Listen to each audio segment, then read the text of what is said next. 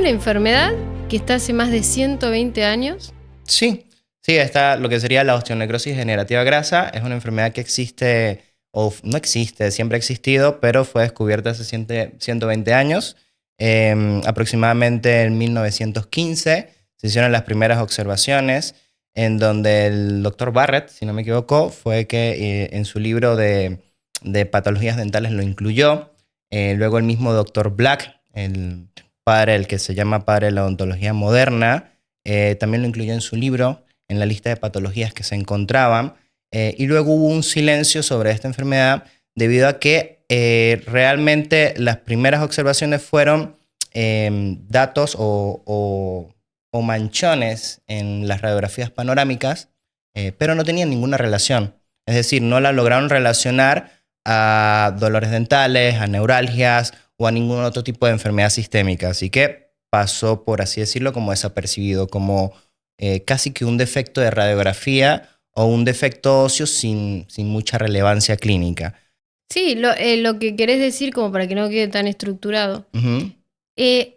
Quizás lo que pensábamos era que era un quiste residual, ¿no? Como que quedaba un huequito radiolúcido. Era incluso menos de eso porque lo describían como manchas en las radiografías. Por eso te digo casi que pasaba como un defecto radiográfico y no como una lesión propiamente en el hueso. O sea, ya que un quiste residual por ahí tiene bordes bastante definidos, una cortical, son bastante redondos. En cambio, estas lesiones aparecían muy difusos, una rarefacción del hueso donde había inexistencia de trabeculado. Pero por supuesto, estamos hablando de 1900, para nada que teníamos la radiografía digital ni tampoco pensar en la tomografía.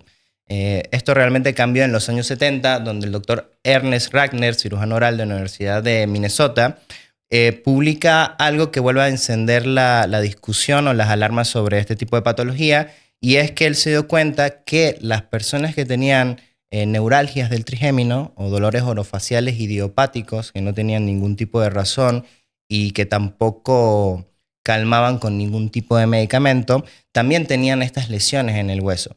Y después de realizar cirugías exploratorias en donde eliminaba la lesión, se desaparecía lo que era la neuralgia. Eso fue lo que volvió a encender la mirada sobre este tipo de lesiones y la investigación sobre estas lesiones. La famosa NICO. Exactamente. O sea, necrosis inductora de neuralgia. Exacto. La NICO como tal fue un término del doctor Bucco, que el cual vamos a hablar un poquito más adelante, y significa tal cual eso, neuralgia inducida por cavitación osteonecrótica. Bien, lo importante de Ragner es que documenta con sistematicidad la conexión entre estas cavidades y el hueso maxilar y el dolor facial. El problema de esta época surgió más que todo por terminología, ya que para una misma lesión prácticamente existen 20 nombres.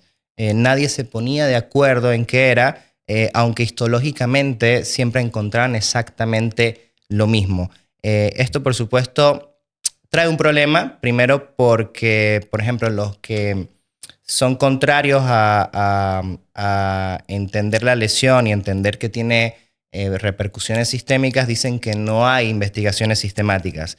Pero el problema empezó desde los 70. Al tener 20 nombres, realmente no se hicieron las revisiones sistemáticas. No se podían, porque unos artículos hablaban de degeneración grasa, mientras otros hablaban de isquemia medular. Totalmente. Entonces, por supuesto, tenés muchos nombres para una misma patología.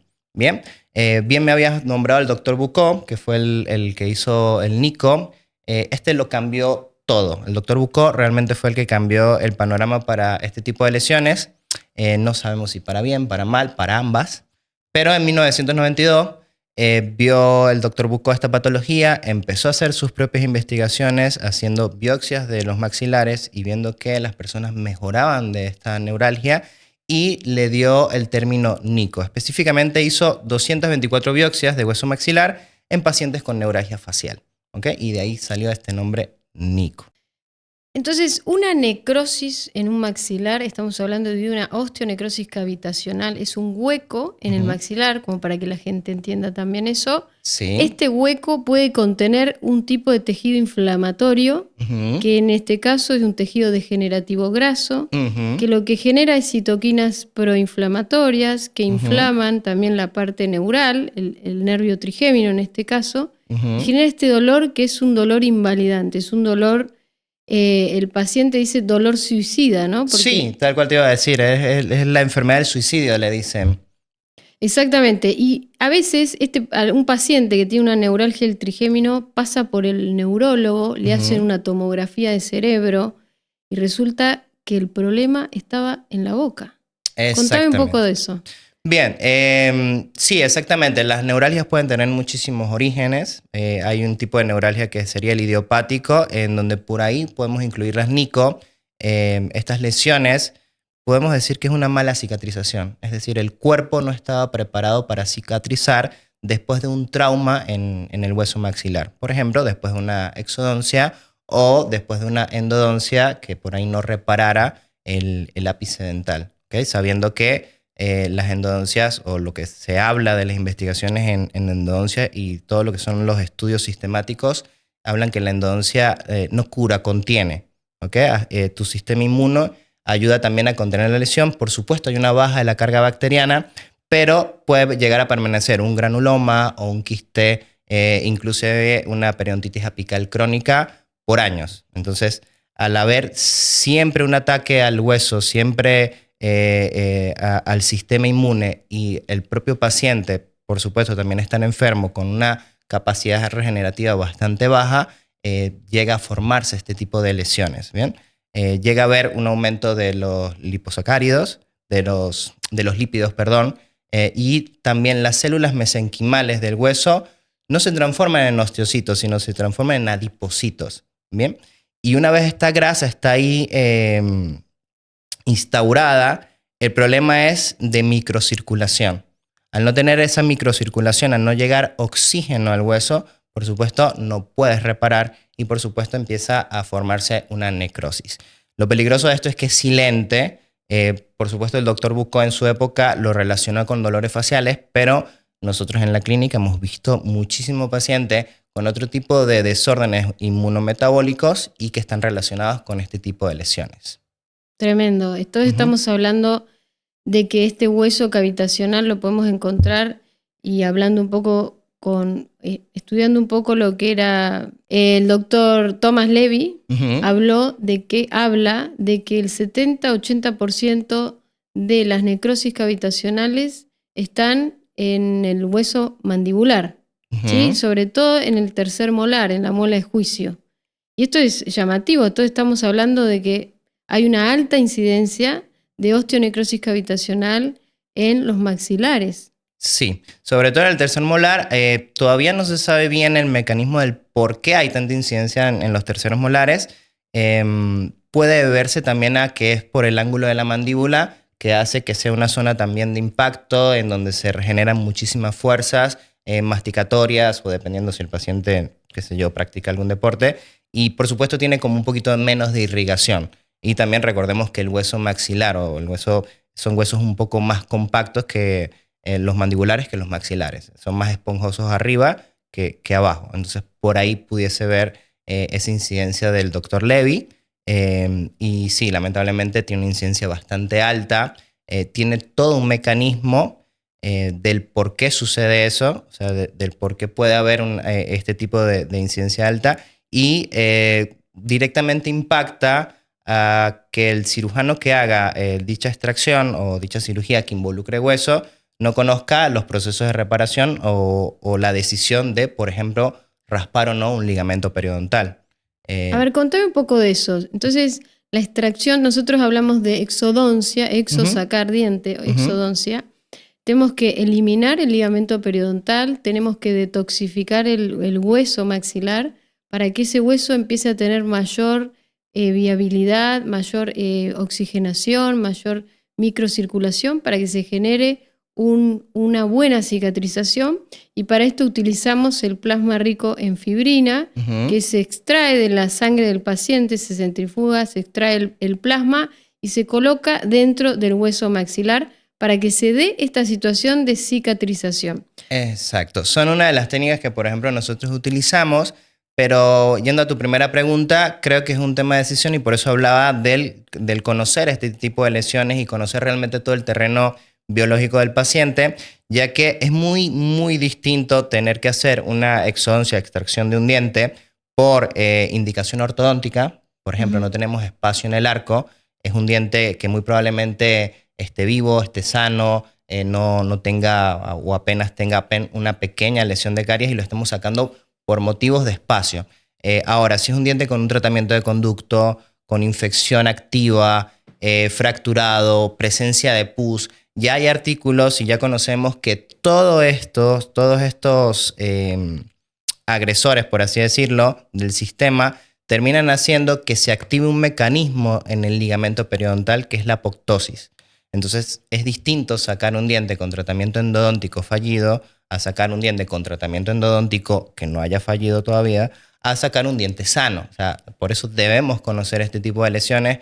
Creo que, como veníamos diciendo, hablando en la historia, es importante hasta conocer la historia para no repetir los mismos errores y tratar de que los colegas también tengamos todas las herramientas disponibles. Porque muchas veces podemos hacer o sobretratamientos o subtratamientos por ignorancia y porque nos presentaron algunos temas como falsos, como chamanería, y realmente la evidencia está ahí. Y es tremendo porque nosotros en un congreso, por ejemplo, estuvimos hablando de esto, en el congreso se hablaba de esto, y sin embargo colegas odontólogos nos dijeron, eso no existe, o sea, una osteonecrosis cavitacional no existe, y gente que trabaja en anatomía patológica. Y nosotros lo que hicimos, también para demostrar lo que hacemos también, biopsiamos. Contanos un poco de vos como cirujano de la clínica, el tema de la biopsia. ¿Qué es lo que pudiste observar? Bien, yo por supuesto por eso es que conozco un poco la historia o me dediqué a ver la historia. ¿Qué había pasado? ¿Por qué se rompió el tema de la osteonecrosis? ¿Qué pasó? ¿Había algo falso? ¿Realmente el doctor Bucco no tenía razón o el doctor Rachner o el doctor Black? Así que nada, estudié lo que hacía Bucco, vi cómo hacían las biopsias y intentamos hacer lo mismo, logramos obtener tejido y exactamente encontramos lo mismo. Pacientes con neuralgia o pacientes, la mayoría con enfermedades autoinmunes, o cáncer inclusive, encontramos estas osteonecrosis cavitacionales degenerativa grasa, en donde eliminamos la cortical o sacamos la cortical y la médula literal se ve grasa. Es como una plaqueta de grasa bien amarilla a la cual hicimos punción, succión y tratamos de recuperar todo el material.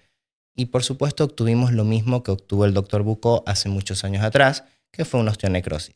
Sí, también lo pudimos ver en microscopía de campo oscuro. Exacto. En realidad es microscopía, pudimos ver, hicimos una extracción del líquido grasoso, lo vimos y era tal cual, era como si fuese un coágulo de grasa. Tal cual. ¿No? Interesante. Ajá, muy, muy interesante. Y por eso es que hoy día, a través de la histopatología, sabemos o creemos saber, porque capaz todavía nos falta muchísimo por entender.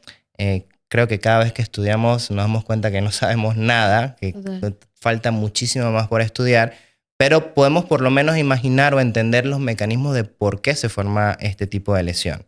Y como bien, bueno, no sé si quieres retomar. Volvamos un poco a lo que es la historia. Exacto. ¿Por qué? Te hago una pregunta, Juan. ¿Por qué se dejó de investigar esto? ¿Por qué se dejó de hablar de esto más allá del problema que hubo, el escándalo que hubo? Contanos un poco eso. Bien, el tema es ese, tal cual. Ahí es donde quería llegar, porque realmente cuando hablaba con colegas y le mostraba mis trabajos, biopsia, artículos, el congreso que hicimos, fotos, absolutamente todo, mejoría del paciente, tremendo. Un antes y un después en la bioquímica, en el campo oscuro, en todo lo que significa el mismo paciente que se sentía bien y todavía me lo refutaban. Entonces yo intenté buscar y me costó buscar realmente lo que fue esta historia. Y el tema es que el doctor Bucco lamentablemente tenía 3 conflictos de interés. Era investigador, era el anatomopatólogo que confirmaba las lesiones y también era pagado por una empresa que se llamaba Cavitat, que era una empresa dedicada al diagnóstico de este tipo de lesión. Cavitat. Cavitat.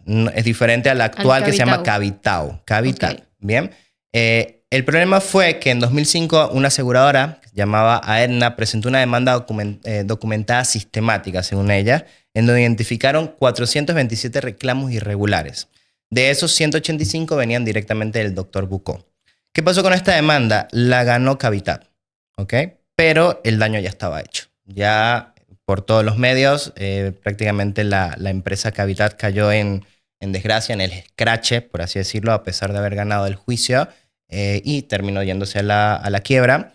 El doctor Bucco abandonó Minnesota, me parece, y se mudó a Texas. Y prácticamente las aseguradoras, así como puede pasar en cualquier otro país, esto está pasando en Estados Unidos, así como puede pasar acá, te bajan las prestaciones y ni te avisan. Precisamente pasó eso. La prestación para poder pagar y el diagnóstico y todo sobre la osteonecrosis, las aseguradoras la eliminaron de lista. Así que en ese punto, en los años 90-2000, no había motivo para diagnosticarla ni para operarla. Y si la diagnosticaban y la operaban, tenía que ser exclusivamente particular o privado por parte del paciente. Ese fue el quiebre, el que sepultó todo. Y cae muy bien destacar que aunque pasó eso, hoy día el doctor Lechner, reconocidísimo, creo que es inclusive invitado de BioMinds 2026, sí, revivió de vuelta la investigación. Es una patología que al parecer ha tenido muchos altos y bajos, pero la revivió no de la misma manera del doctor Bucco. Por supuesto, el doctor Lechner no tiene estos conflictos de intereses. Todas sus investigaciones han sido replicadas por otros autores obteniendo los mismos resultados. Y sobre todo, que aquí es donde también quería llegar, que es lo más importante o lo que creo que tiene relevancia hoy día, es que el doctor Lechner descubrió que este tipo de lesiones aumentaban una citoquina inflamatoria, específicamente la errante CCL5. Este tipo de citoquina está involucrada en prácticamente cualquier enfermedad. La hemos visto sobreexpresada en depresión, en cáncer de mama, en cáncer de colon, en cáncer de próstata, en hipotiroidismo, en Hashimoto, en Graves, en Sjögren, prácticamente todo. Eso que es un indicador de inflamación por excelencia. Y al encontrarla sobreexpresada en el hueso, confirma que efectivamente es una lesión inflamatoria, proinflamatoria, inclusive protumoral. ¿Bien? Y específicamente en las investigaciones del Dr. Lechner, a diferencia de hueso sano, en estas lesiones está sobreexpresada hasta 30 veces más. Total. Bueno, eso tiene un montón de evidencia científica. La tenemos que ir a buscar. O sea, ¿cómo los odontólogos no la buscamos? O sea, no pedimos más que eso, buscar información, que la información está. Y dejar de decir, por ejemplo, la medicina habla de osteonecrosis en una cadera, en un fémur, en una tibia. Se habla de la necrosis en el hueso. Y nosotros que trabajamos en la boca, en donde hacemos operatorias como una extracción dental o una maniobra, podemos generar una osteitis, una inflamación del hueso y una necrosis. O sea, la boca está más expuesta que una cadera y sin embargo nosotros negamos esa patología que es tan importante y que, como vos decís, está generando una respuesta inmunológica exacerbada con estas CCL5 errantes en sobreexpresión, en enfermedades autoinmunes, crónico-degenerativas. Entonces, ¿cómo podemos negar algo que está enfrente de nuestros ojos y que totalmente lo desconocemos? Ahí, en mi opinión, creo que tiene que ver mucho con precisamente lo que hacemos hoy acá. O sea, el objetivo de hacer o impartir esta información es que se nos unan colegas a la misma búsqueda, a la investigación. Y también porque tenemos un pequeño gran problema con esta lesión. No la logran ver bien desde los 1900 y aunque ha avanzado la tecnología, realmente, por ejemplo, la tomografía nos ayuda muchísimo a detectar estas lesiones, pero hay que entrenarse para poder verlas. Total. Hay que saber distinguir qué es hueso sano, qué puede ser inclusive una cavitación.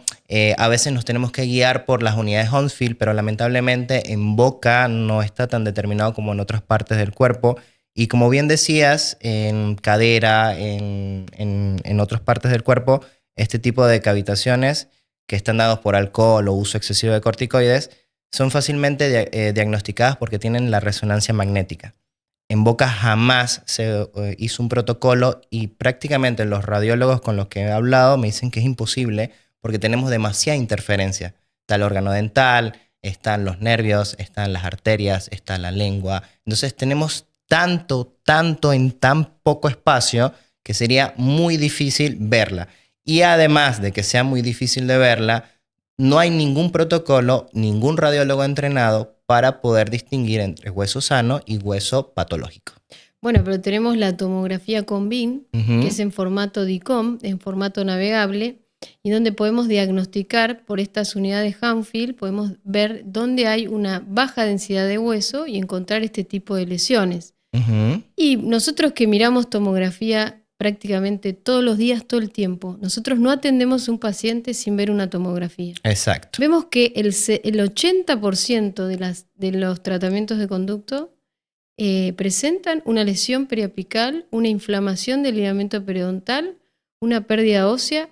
Esto es algo tremendo porque entonces estamos destapando la olla de un montón de cosas, porque si vos decís que la osteonecrosis cavitacional proviene de un diente que ha sido tratado endodónticamente, luego de la extracción ese hueso queda un hueso tóxico, queda intoxicado por las toxinas que libera el diente necrótico, nosotros hablamos de cadaverinas, putrecinas.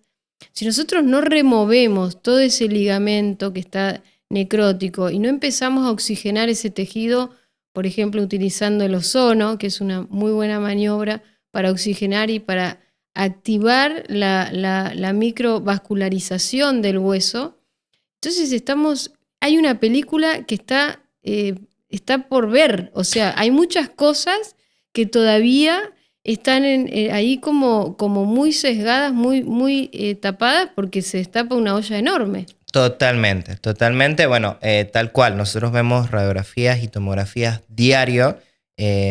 Específicamente a la osteonecrosis, creo que su diagnóstico no solamente se limita a la imagen, se tiene que limitar también al estado general del paciente y por eso pedimos también un montón de exámenes. Vimos ver su sistema inmune, el TH1, TH2, cómo es la proporción, a ver si está en fase aguda, si está en fase crónica. Realmente interleuquinas. En las interleuquinas, PCR, eritrosedimentación, hemoglobina glicolizada. La verdad tratamos de ver el paciente como un todo y tratamos de que esté totalmente desinflamado hasta que lleguemos a boca, por así decirlo. Nos faltó solo boca, bueno, perfecto, vamos ahí. Pero creo que estaría es ese llamado de ayuda a la investigación. Capaz, no sé, sale una mente brillante entre nosotros y nos crea un aparatito para ver estas cavitaciones muchísimo más fácil, poder ver los efectos sistémicos que pueda tener, hacerlo sistemáticamente y poder publicar todas estas investigaciones, porque como bien dices, el 80% de las personas que vemos, o inclusive más, están enfermas, están con infecciones ocultas, así que esto lo podemos llamar que es una pandemia, literal es una pandemia. Es impresionante la cantidad de tratamientos endodónticos que vemos que fallan y el paciente está así por años y realmente va cuando ya tiene cansancio, una fatiga crónica, ya no se puede levantar, le duele la cabeza todos los días. Entonces sí, es muy importante hablar de esto, tener en cuenta que, por supuesto, ningún odontólogo creo que lo va a hacer de mala manera o con una mala intención, pero que existe, que realmente hay como un lavado de cara a ciertos tratamientos y un rechazo a otros y realmente no debería ser así. Deberíamos guiarnos por lo que es la evidencia pura y dura. He visto muchos colegas, por ejemplo, endodoncistas, nunca hablar de esto, no hablar de que ya hay revisiones sistemáticas con más de 2.000, 3.000 muestras de dientes en donde un 39% de esos dientes endodonciados permanecen con periodontitis apical crónica por hasta 4 años. Sí, también se dice, bueno, no pasa nada, es una lesión, la podemos dejar, igualmente el diente está bien. ¿Cómo podemos decir que el diente está bien si en realidad está muerto? Bueno, he escuchado colegas que, por ejemplo, dicen, sí, el tema es que no lo puedes sacar porque si lo sacas por un quiste y hasta que no hagas una biopsia realmente no vas a saber si es o no un quiste, pero sí lo sabemos. Están estos estudios sistemáticos que han que han sido desde los años 60, 70, inclusive desde el 2025, en donde igualmente dan los números. O sea, no ha cambiado mucho de esa proporción o esos porcentajes y hablan de que prácticamente un 42% de todos los dientes endodonciados son quistes. Y aparte tenemos que hablar que dentro del diente hay conductillos dentinarios con vida. Sí. O sea, ese conductillo dentinario, cuando el diente muere, se saca el canal principal, que se saca el sistema, digamos, el tejido laxo. Hablan de tejido laxo y en realidad hay un paquete vasculonervioso, incluso un sistema linfático que en el año 1892 se habló en la histopatología que existía ese sistema linfático que estaba entre los odontoblastos que están en la matrix de esa pulpa, y estamos hablando de que el órgano dental tiene un sistema circulatorio, un sistema nervioso y un sistema linfático. Si yo saco todo eso del interior del órgano dental, estamos diciendo que lo dejo cadavérico, momificado. O sea, en realidad es una momificación, el tratamiento de conducto es una momificación del órgano que queda en forma, digamos, funcional, pero es patológico. ¿Por qué? Porque ese diente, ese órgano muerto, está en su proceso biológico de putrefacción. Entonces vamos a encontrarnos con putrecinas cadaverinas, que son toxinas altamente agresivas para el sistema inmunológico. Por eso lo que vos hablabas, ¿cómo vamos a pensar que la boca está aislada del resto del organismo y que si todo estaba conectado en un principio y sacamos esa conexión, lo desconectamos, ¿cómo eso no va a afectar al resto del sistema? Sí, por supuesto que lo afecta. Y bien hablándote de estos artículos que te hablaba de un 42% de quistes dentígeros reales, solo un 2% habla uno de los artículos, si mal no recuerdo, que es una cicatriz ósea. Eso quiere decir que del 100% solo 2% realmente sanó. Entonces estamos haciendo realmente un tratamiento que cura al paciente o solo le estamos dejando un diente y ya. Es más, creo que nosotros hemos visto en la clínica cómo en pacientes que tienen su sistema inmune muy bien y tienen un tratamiento endodóntico, pareciera que el hueso hace una cortical alrededor del diente endodonciado, a diferencia de los otros dientes, que no podemos decir es un ensanchamiento del ligamento. No, es una corticalización, es un aislamiento del cuerpo sobre ese diente muerto. A veces es impresionante. Es más, hemos visto hasta rizálisis, destrucción completa de la raíz poco a poco hasta que el diente empiece a aflojarse como si fuese un diente temporario. Y es un mecanismo de defensa. Exacto. ¿Y por qué el cuerpo entonces se tiene que defender? Si hay algo que está mal, entonces se defiende. Y lo que hace es reparar, genera hueso, un cortical, para separarse de la toxina. Exacto. Entonces, si no miramos la biología, no empezamos a mirar la biología, y todo odontólogo, antes de hacer una exodoncia, si es un diente endodonciado, ¿cuántas veces se preocupó por hacer la exodoncia de ese diente porque iba a tener un problema? Es un diente anquilosado. Sí. ¿Qué quiere decir que está anquilosado? Que está unido directamente al ligamento periodontal y al hueso mandibular. Y eso es una maniobra bastante compleja para el odontólogo. Nadie puede decir que es una exodoncia fácil, es una exodoncia compleja. Entonces, si no nos preguntamos por qué se pone difícil la exodoncia de un diente muerto, porque justamente está impactado en el hueso, está colapsado y está rígido, ¿sí? Por eso también pasa que al momento de extraerlo se parte. Sí. El diente se parte. ¿Por qué? Porque perdió toda su elasticidad. Entonces, son todas esas preguntas que no necesitamos ir a buscar la evidencia científica.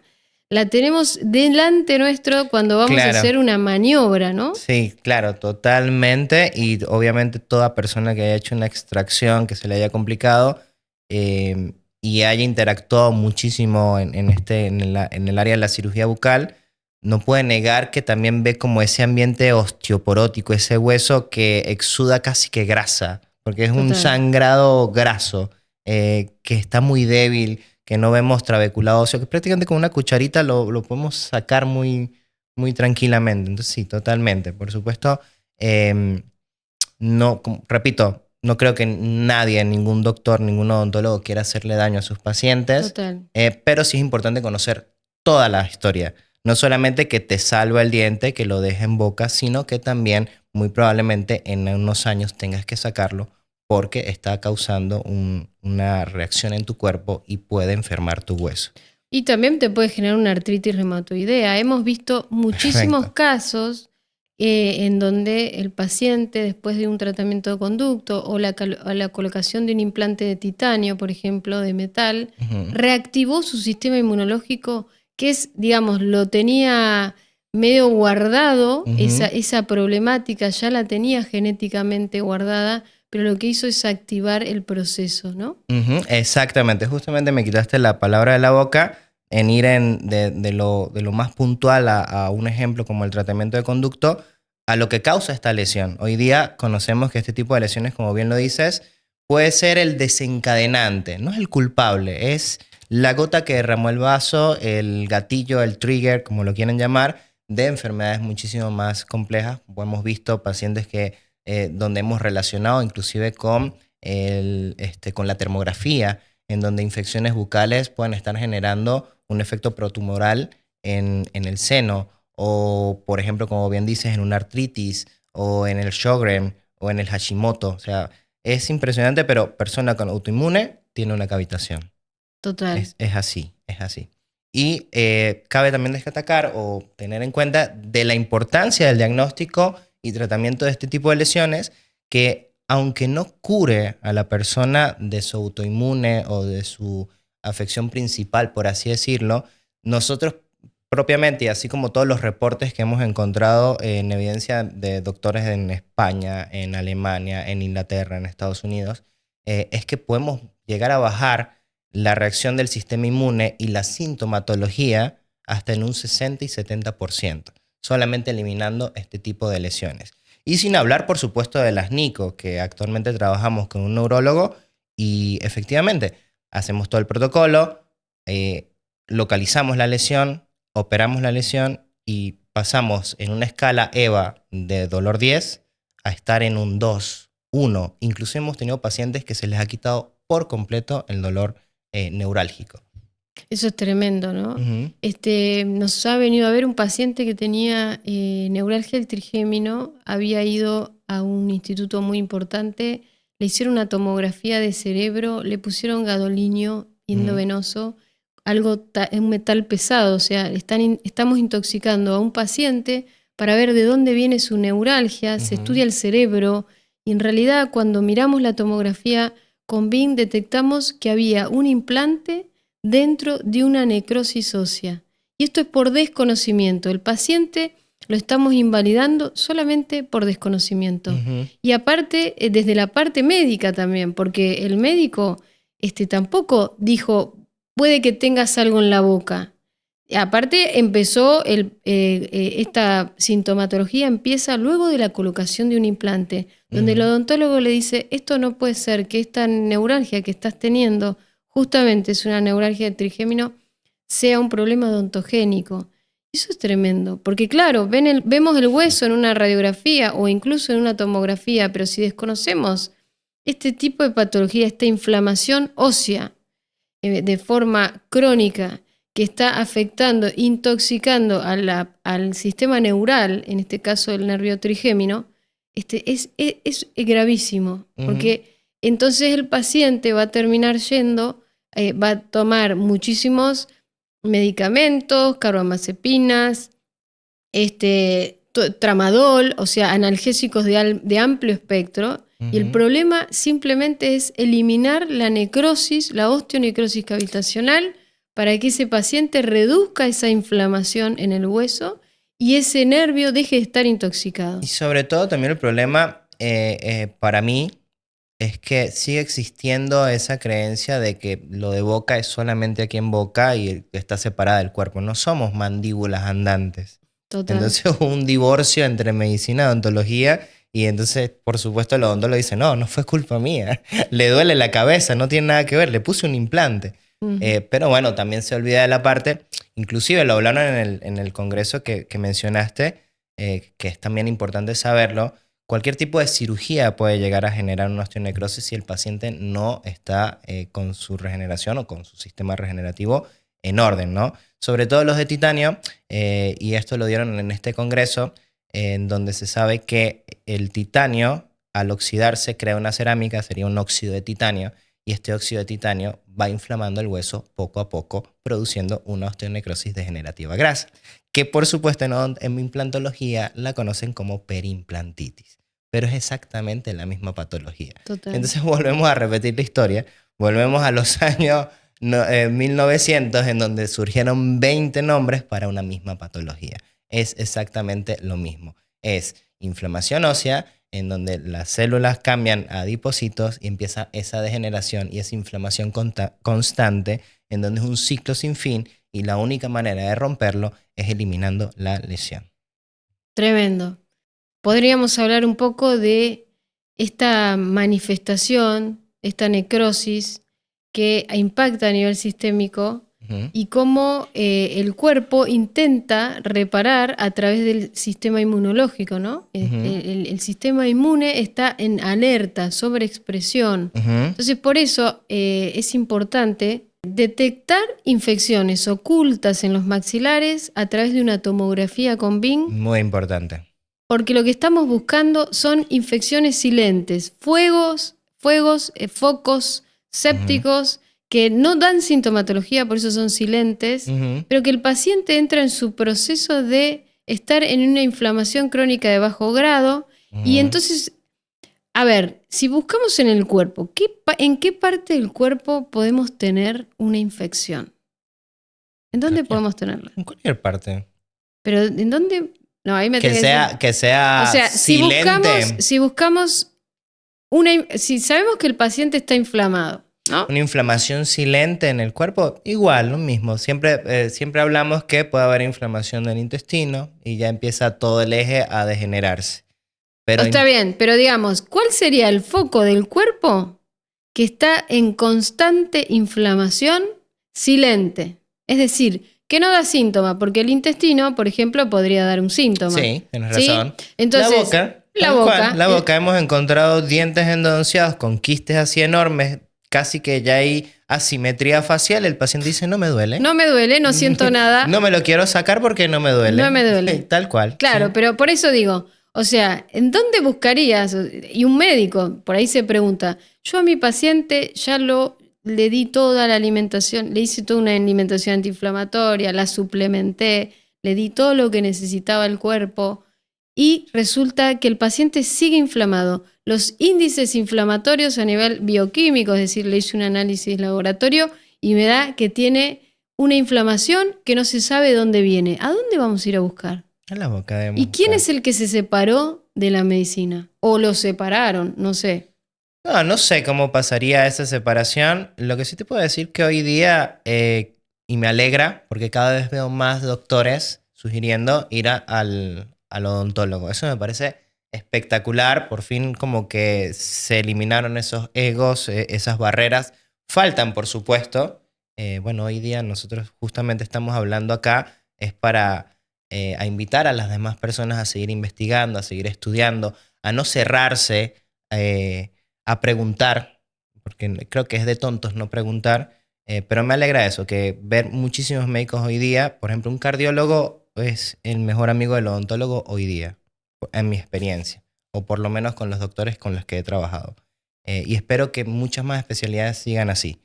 Creo que, gracias a Dios, tenemos la suerte de trabajar con excelentes médicos funcionales, médicos clínicos, oncólogos, neurólogos, fisiatras. Así que nuestro equipo por lo menos está de 10. Ahora no sé la realidad de todo el mundo, pero a mí me alegra muchísimo trabajar como trabajamos, entender que no somos una sola cosita, que es demasiada información y que la única manera de llevar al paciente a verdadera salud, a calidad de vida, es trabajar juntos. No puedes hacer un trabajo tú solo aquí en Boca y ya, perfecto. No, es un trabajo completo. Como bien tú dices, hemos recibido pacientes que con un implante terminan internados o con una mala restauración su postura se destruye. Entonces es muy importante, estamos trabajando sobre una persona, sobre el cuerpo humano. Así que nadie se lo debería tomar a la ligera. Siempre deberíamos estar estudiando, conversando entre nosotros, haciendo este tipo de Conversatorios, ateneos, congresos. Y por ahora me encanta y por eso me sumé a esta idea, porque siento que sí, hay que difundir la información, tratar de despejar dudas. Por supuesto, nosotros, o por lo menos hablo por mí, no me sé todo. Habrá muchísimas cosas que todavía me toquen estudiar, pero quiero estudiarlas y estoy abierto a toda la evidencia que se pueda brindar al respecto. Sí, de eso se trata, empezar a abrir un poco la mente, no quedarnos también con lo que quizás todos aprendimos de la misma manera, unos más, otros menos, pero existe una forma también de empezar a escucharnos, escuchar entre nosotros los colegas odontólogos y también con los médicos, que los médicos también escuchen que la boca es el inicio del sistema. Todo empieza en la boca, es la conexión que tenemos la boca con el exterior. O sea, desde lo que comemos, desde lo que no comemos, o sea, de lo que no nos nutre también, lo que nos intoxica.